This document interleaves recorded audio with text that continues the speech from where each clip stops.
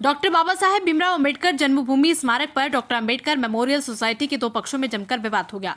विवाद इतना बढ़ गया कि दोनों पक्षों ने एक दूसरे पर लाठी, पत्थर, कुर्सियां व अन्य सामान से एक दूसरे को पीटने लगे। इसके साथ ही तोड़फोड़ भी हुई, जिसमें दोनों पक्षों में लगभग 10 लोग घायल हो गए।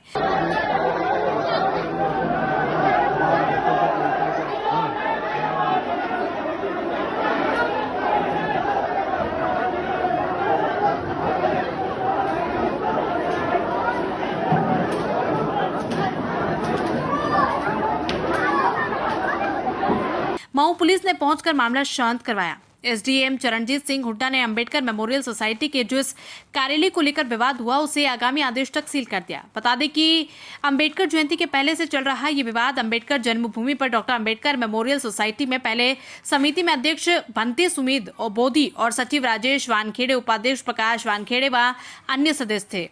अंबेडकर जयंती के पूर्व उपाध्यक्ष प्रकाश वानखेड़े व अन्य सदस्यों ने सचिव राजेश वानखेड़े पर जन्मभूमि पर दान में आए करोड़ों रुपए की हेराफेरी का आरोप लगाया। इस तरह दो गुट बन गए। कुछ समय बाद प्रकाश वानखेड़े भंते प्रज्ञाशील बन गए और समिति के सदस्यों के साथ चुनाव कर अध्यक्ष बन गए।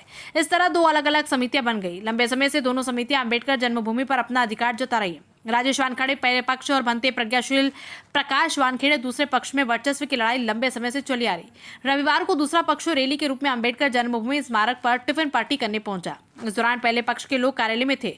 उन्होंने कार्यालय पर ताला लगा दिया। इस बात पर दोनों पक्षों में विवाद हो गया। इसमें दोनों पक्षों ने एक दूसरे पर डंडे, कुर्सियां, वाइपर, पत्थर चलाए। वहीं कार्यालय का ताला तोड़ने का भी प्रयास किया गया। घटना की जानकारी मिलते ही एसडीओपी दिलीप सिंह चौधरी, कोतवाली थाना प्रभारी संजय द्विवेदी मौके पर पहुंचे। प्रकाश वानखेड़े की ओर से राजेश वानखेड़े, सचिन वानखेड़े, अरुण इंगले सहित अन्य पर मारपीट, बलवा व जान से मारने की धमकी देने की धारा में प्रकरण दर्ज करवाया गया।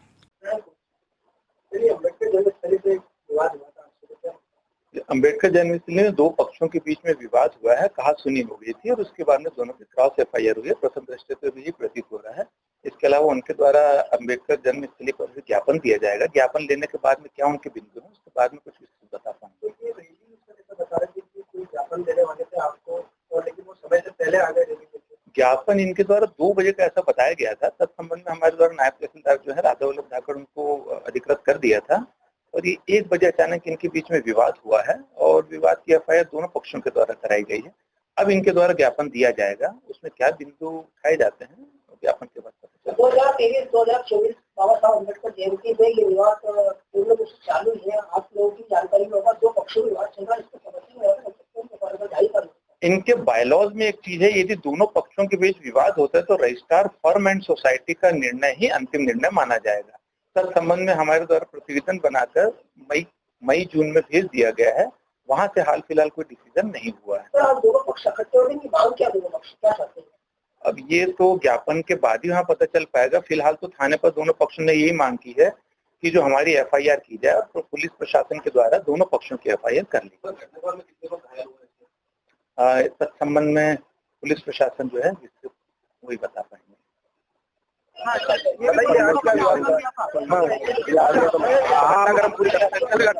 मैं प्रकाश वानखेड़े उर्फ भंते प्रज्ञाशील जन्मभूमि का वर्तमान अध्यक्ष हूँ।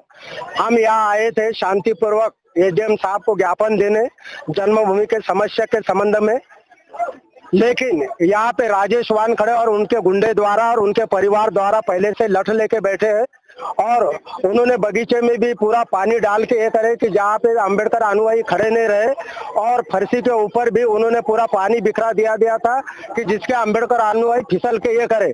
जैसे भी हम बुद्ध ये अपने भिक्षु निवास के तरफ हम कदम उठाने लगे तब हम राजेश वानखेड़े के गुंडे और उसके परिवार वालों ने लाठी पहले से पूरे कमरे में लाठियां ला के रखी थी।